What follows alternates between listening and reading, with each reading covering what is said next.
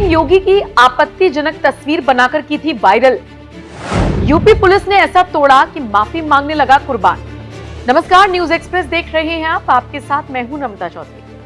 उत्तर प्रदेश के मुख्यमंत्री योगी आदित्यनाथ ने अराजक तत्वों पर एक्शन लेना क्या शुरू किया। कट्टरपंथियों की कौम में बेचैनी बढ़ गई। कभी संभल से धमकियां आने लगी, कभी यूपी के किसी और कोने से धमकी भरे वीडियो जारी होने लगे। इंडिया के मुसलमानों के ऊपर आई लव मोहम्मद कहने पर योगी बहुत बड़ा एक्शन ले रहा है। योगी उस टकले को मैं एक बात कहना चाहता हूँ कि सुन बे टकले, मुसलमान इंडिया के एक बार आई लव मोहम्मद कह रहा है तो तू उसके ऊपर केस कर रहा है, एक्शन ले रहा है।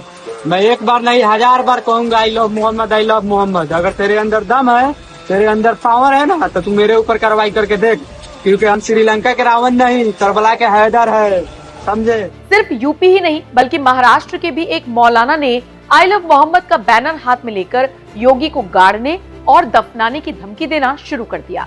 यूपी का टकला, उस टकले को इतनी हिम्मत नहीं होती कि वो हुजूर सल्लल्लाहु अलैहि वसल्लम के शान में गुस्ताखी करे। मोहतरम सामने कराम, मैं उस योगी को मजले गांव शहर से मुस्तफा मस्जिद के सामने से ये चैलेंज करता हूँ कि अगर है टकले तो तेरी अगर इतनी हिम्मत है तो तुम मजले गांव में आकर खाली सिर्फ और सिर्फ आका सल्लल्लाहु अलैहि वसल्लम के नाम से जो गुस्ताख है, जो गुस्ताखी का जो आई लव मोहम्मद के नाम पर जो बैनर लगा रही है, अगर तू उन्हें अरेस्ट करेगा तो मैं कसम खुदा की मुस्तफा मस्जिद के सामने ये उसे टकले को चैलेंज करता हूँ कि तुम मस्जिद गांव से हमारे साल भैया के दादे तक भी तू नहीं पहुंच पाएगा कि तुझे उठाकर सीधा तुझे दफना दिया जाएगा।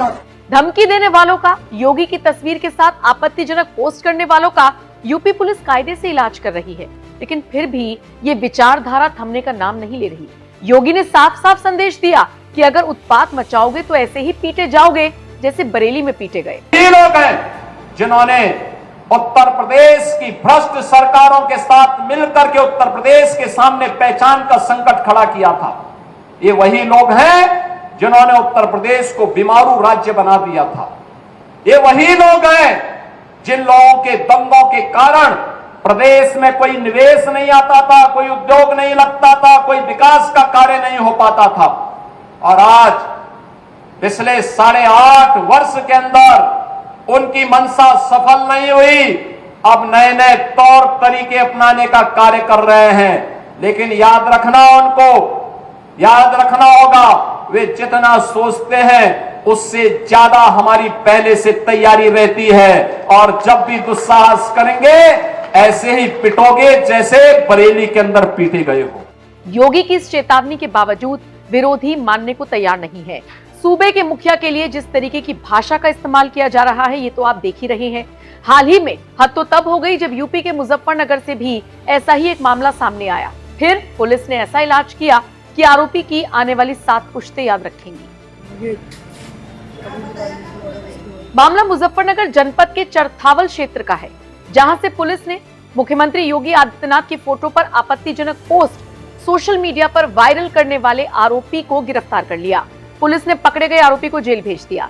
दरअसल कुछ दिन पहले चरथावल थाना क्षेत्र के कुल्हेड़ी गांव के रहने वाले एक लड़के ने सोशल मीडिया पर उत्तर प्रदेश के मुख्यमंत्री योगी आदित्यनाथ की फोटो पर आपत्तिजनक टिप्पणी की थी और फिर उसको सोशल मीडिया पर वायरल किया था। इस घटना के सामने आने के बाद हिंदू संगठन के नेताओं ने थाने में तहरीर देकर आरोपी के खिलाफ मुकदमा दर्ज कराया था। आरोपी का नाम कुर्बान उर्फ अल्तमश मलिक है। आरोपी को गिरफ्तार कर जेल भेज दिया गया है। हालांकि उसके पास से आपको ये भी बता दें कि जो मोबाइल फोन था उसे जब्त कर लिया गया है। शुरुआती जांच में उसने तस्वीर वायरल करने की बात कबूल की। गिरफ्तारी के बाद आरोपी युवक कुर्बान उर्फ अल्तमश ने सोशल मीडिया पर तस्वीर वायरल करने की बात को मानते हुए बाकायदा माफी भी मांगी।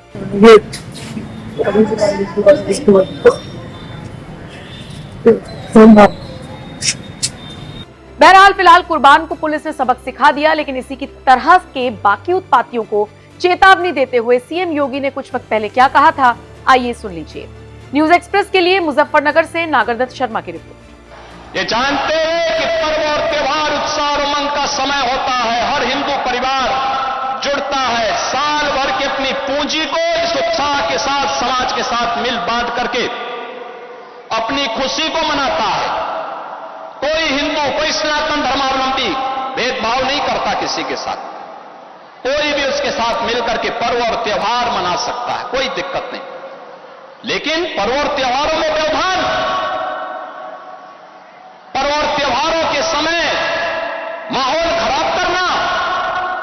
ये स्वीकार्य नहीं।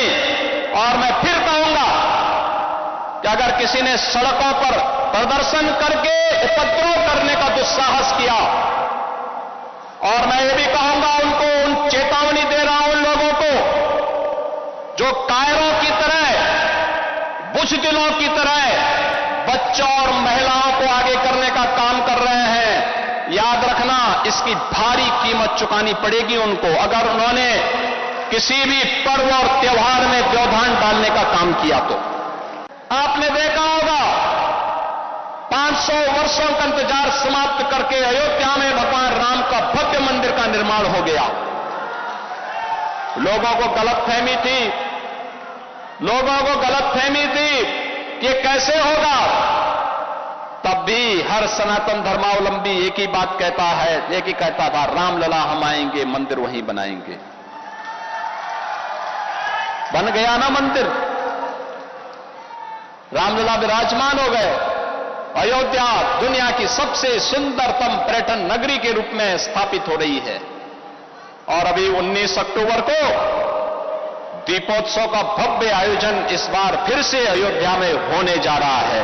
उसकी तैयारी के लिए आप भी घर घर में दीपक जलाइए। ये नए भारत का दर्शन कराता है हमें। भारतीय संस्कृति जितनी समृद्ध होगी, भारत जितना मजबूत होगा, लोक कल्याण का और वैश्विक कल्याण का मार्ग उतना ही सशक्त होगा। आज प्रधानमंत्री मोदी जी के नेतृत्व में ये नया भारत दुनिया को यही संदेश दे रहा है। लेकिन कुछ लोग हैं जिनको शांति अच्छी नहीं लगती, कल्याण अच्छा नहीं लगता, कल्याण अच्छा नहीं लगता। जब भी कोई हिंदू पर्व और त्योहार आता है उनको गर्मी आने लगती है, और उनकी गर्मी को शांत करने के लिए हमें डेंटिंग पेंटिंग का सहारा लेना पड़ता है। बहनों और भाइयों, आपने देखा होगा महापुरुष किसी भी परंपरा में हो उनका सम्मान होना चाहिए। आस्था अंतःकरण का विषय है, प्रदर्शन का विषय नहीं हो सकता। जिसकी जो आस्था है अपनी आस्था के अनुसार अपने कार्यक्रमों को संपन्न करे, किसी को आपत्ति नहीं होगी।